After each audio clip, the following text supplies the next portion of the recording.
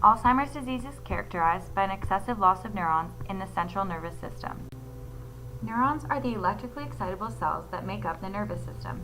They're able to send information to one another in areas between the cells called synapses. These cells and their connections are crucial to proper brain function. One of the main pathological changes of Alzheimer's disease is an increase in plaques and tangles in the brain. Tangles are made of stranded proteins called tau that become tangled and prevent transport of nutrients, leading to neuronal death. Plaques are beta amyloid protein that accumulate between neurons, blocking their connections. The main cause of symptoms from Alzheimer's disease depends on the location of neuronal tissue decay and the connections lost. The decline in memory and spatial navigation can be attributed to a loss of neurons in the hippocampus. Damage can progress to brain areas in the left hemisphere, which may cause problems with recollection of words or phrases.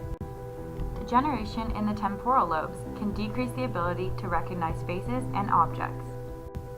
Neuronal loss in the parietal lobe may account for reduced visuospatial cues. Loss of neurons in the frontal lobes can explain symptoms such as poor decision-making and reasoning. In 2006, 26.6 million people were diagnosed with Alzheimer's disease. This number is expected to rise to 100 million individuals by 2050. Correspondingly, the price to treat Alzheimer's disease is expected to rise by 4 times to $1.1 trillion by 2050 as well. An increasing population of Alzheimer's disease patients requires significant increases in funding for treatment and palliative care. Just for comparison, deaths by heart disease have decreased by 14%, while deaths by Alzheimer's disease have increased by 89% since 2000. These statistics demand greater attention from the scientific community in addressing neurodegenerative disorders. That being said, although Alzheimer's lacks a definitive cure, there are beneficial methods that are improving the lives of Alzheimer's patients worldwide.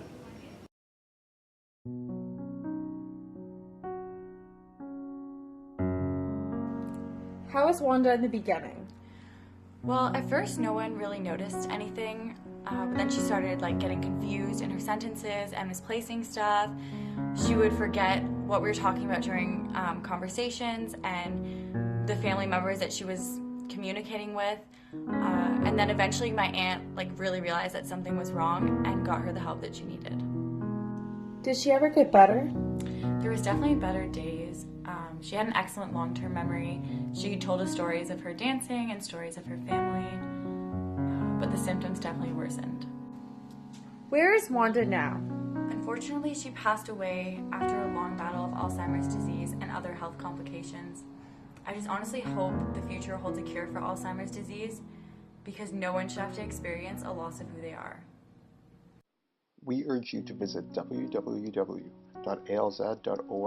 for more information on how Alzheimer's can be affecting you, your friends, or your family in the future.